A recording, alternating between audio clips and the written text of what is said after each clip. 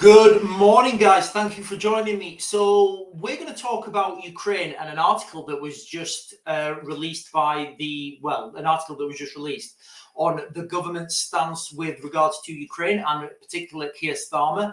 Now, guys, when I read this, I thought this was some sort of dystopian joke or a parody.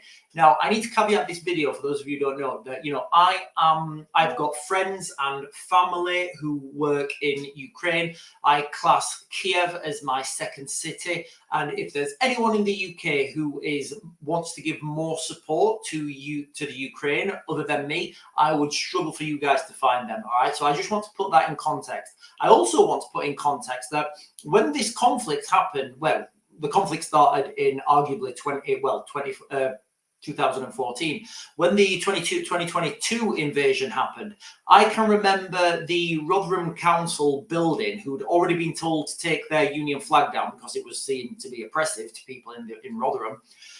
They put a Ukrainian flag up that was bigger than the Union flag that they took down. Now, this may have been an administrational issue or something, but, that's kind of the signals that we're getting from the United Kingdom. And it's kind of it's kind of a good analogy of what's happening, So let me read the article, guys, and I'll share it with you as well. So the article is by, who is it by?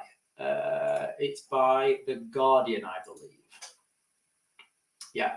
Starmer pledges UK support for Ukraine amid anniversary of independence. So 33 years ago today, the Ukrainians had their independence from the Soviet Union. And one of the things that, they don't mention in here because they probably don't know, one of the agreements was that Ukraine would be a non-aggressive state. Then they gave up all their nuclear missiles and they said, look, we don't want to be a threat. We just want to be friends with everybody. We want to be happy. And how strange things can change in a few years. The Prime Minister described his message to the frontline fighters and people who have sought refuge in Britain as crystal clear, as community groups and councils and parishes around the UK plan to mark the anniversary on Saturday. So do we have this, guys? And, I'm a lot for Ukraine, but do we have this sort of stuff on St. George's Day? Do we? I don't think we do. Ukraine's Supreme Soviet agreed state should leave the Moscow-based Soviet Union on the 24th of August 1991, a decision which Ukrainian voters backed by referendum in December the same year. Starmer said, "My message to all Ukrainians, whether on the front line or here in your second home, is crystal clear. We are with you today and always." For me, it'd be absolutely brilliant if Keir Starmer could give some sort of message like that to the British people as well. British people who have been here all their life. I am here with you today and I will always be for you, because it seems to me the optics of this are that he is not giving that message out to the British people at all.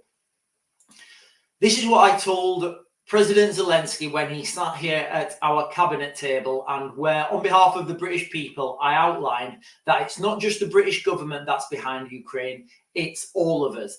Now, Keir Starmer, I think, is the fourth British, Prime Minister that he's met. And I think he's going to meet a fifth one pretty soon. But, I know there's a lot of people in the UK who don't share my opinions, and a lot of people are in the UK, and that, they're welcome to their opinion, and I'm not going to argue with it. That we should be spending a lot of money on the communities that are in this country, on poverty, on drug issues, on things that are affecting people in this country, homelessness, rather than sending money to Ukraine, because, people in this country have got issues about this country as well.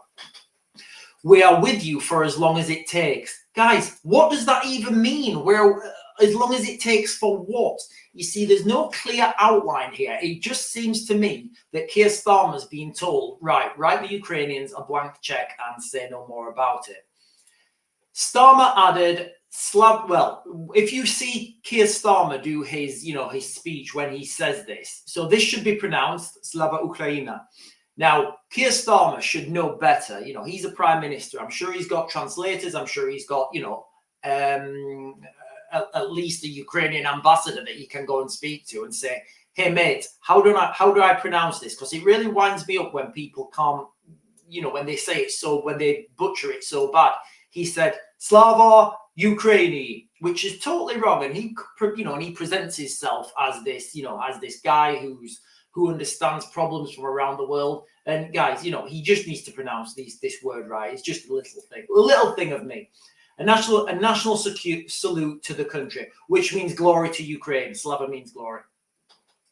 Which translates to glory to Ukraine. The government said that more than 45,000 Ukrainian recruits have received training on British soil since the invasion in 2022.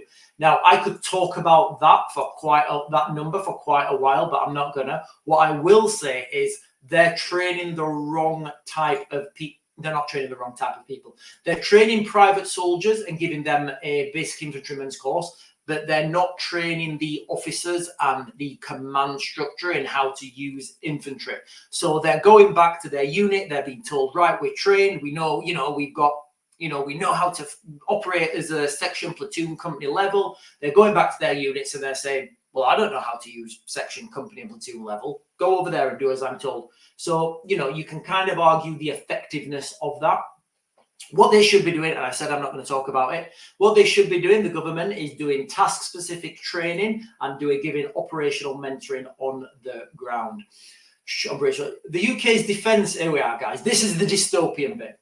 The UK's Defence Minister, John Healey, has also urged social media users to share videos of them clapping, cheering, playing music, singing or ringing bells with the hashtag Make Noise for Ukraine on Saturday.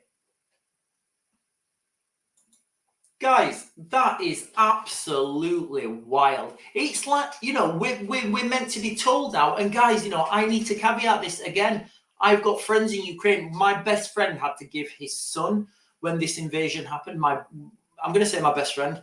My best friend had to give his son to a German guy who he'd only ever met once to get him out of the country. I actually knew the guys who were extracting through an NGO, and I helped that happen as much as I could.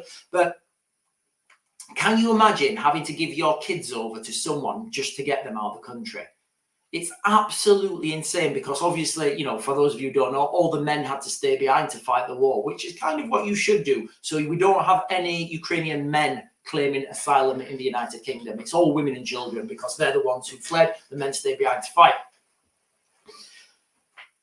Now look at what John Healey's telling us to do. He's telling us to go outside and bang pans and stuff and sing songs with the hashtag Make Noise for Ukraine. How about John Healey focuses on the mass influx of migrants coming to this country? How about we class this as a military objective? Instead of looking overseas, why don't we first protect our own borders?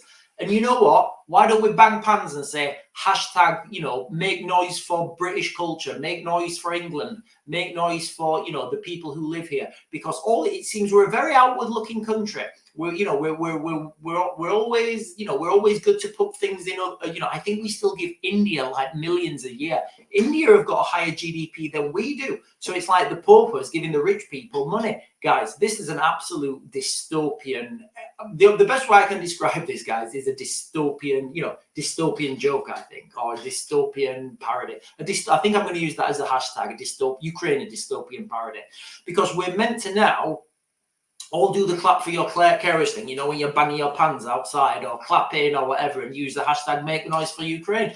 I think this is going to go catastrophically wrong for John Healey. I think the whole government they need to have a reality check, and they need to listen to what the people of this country actually want. Guys, we need to secure our country before we can look at securing other countries, because a strong Britain can project strength. We can project the moral high ground. But at the moment, it doesn't seem like we can do that. So guys, I will say to the Ukrainians, happy Independence Day and Slava Ukraina.